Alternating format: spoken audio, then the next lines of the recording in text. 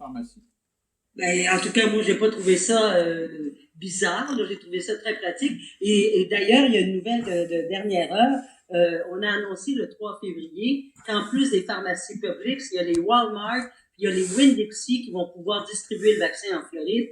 Ça va se faire à compter de la semaine prochaine. Il y a 40 000 locaux et pharmacies qui vont recevoir les vaccins, que ce soit du côté de Moderna ou encore de Pfizer.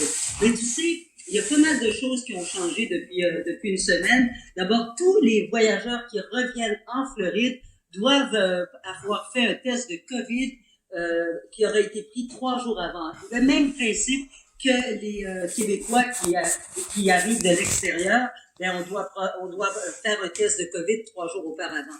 Il faut maintenant prouver son lieu de résidence et il faut que tu sois propriétaire. Alors, les taux s'est resserré. Et malgré ça, il faut quand même avouer qu'il y a des Américains qui sont pas tout à fait d'accord, qui grognent un peu de voir qu'il y a des snowbirds qui reçoivent le vaccin alors qu'il y a des Floridiens, des Américains qui, eux, sont en attente. Floride, mais je comprends, moi, je comprends les gens de Floride, là. Je veux dire, nous autres, on n'en a pas, on aurait des étrangers ici à Montréal, on dirait, donnez-nous ça à ceux qui restent ici à l'année, tous ceux qui viennent de En même temps, on paye des taxes et on paye même plus cher de taxes de propriété que les Floridiens. On est ici 6 mois par année en moyenne. On côtoie les Américains et moi, j'ai parlé à des Américains autour de moi qui préfèrent que j'ai le vaccin que de risquer de les contaminer. Puis si on s'en va au Québec, là, les Québécois devraient être contents que je reçoive le vaccin en Floride parce que je vais te donner un exemple. S'il y a 100 000 snowbirds québécois qui reçoivent le vaccin en Floride, sais-tu combien ça va faire de vaccins pour les Québécois là-bas, de libérer? Ça va faire 200 000 vaccins, puisqu'on va avoir 2 doses. Ah ben, nous autres, on est bien contents. Tu ne prendras pas un vaccin, on va en avoir un de plus ici, c'est correct. Mais non, mais c'est ça. Mais moi, je pense aux Américains, j'ai compris d'avoir un peu le saut derrière, de voir que des étrangers se fassent vacciner. Mais explique-moi un peu comment ça se passe. Vous prenez rendez-vous, parce que tu dis, je suis allé 2 semaines. C'est le premier arrivé, premier servi, ou tu prends un rendez-vous par Internet? Comment ça marche? OK. Alors, il y a différents moyens. Il y a par le téléphone, mais il y a aussi par Internet. Puis par Internet, tu as 2 types de lieux, de liens, pardon. Je pensais en anglais, link. Donc, tu as les Publix, puis tu as aussi Florida Health Vaccine COVID. Et tous les matins, les gens qui veulent avoir le vaccin se lèvent et doivent être sur leur ordinateur à partir de 5h59. Et là, tu vois, il y a différents comtés de la Floride. Et là, ça nous dit que il y a 3000 endroits, 3000 possibilités, par exemple, dans le comté de Palm Beach. Il y en a 200 dans le comté de Collier. Dans le comté de Miami, il y en a donc, c'est vraiment 500. La course au vaccin. C'est une job à temps plein. Et c'est la course. Non, mais attends. C'est fou, Denis. Sais-tu pourquoi que c'est fou?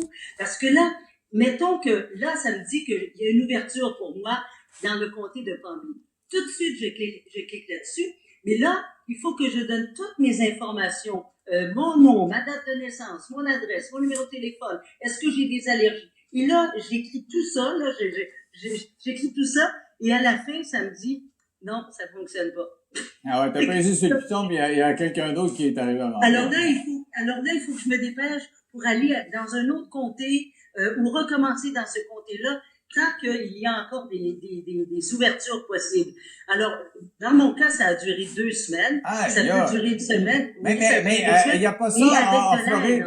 Mais il n'y a pas ça en Floride parce que j'ai vu au Texas, entre autres, c'est une espèce de piste de course. Ils vaccinaient 10 000 personnes dans une journée.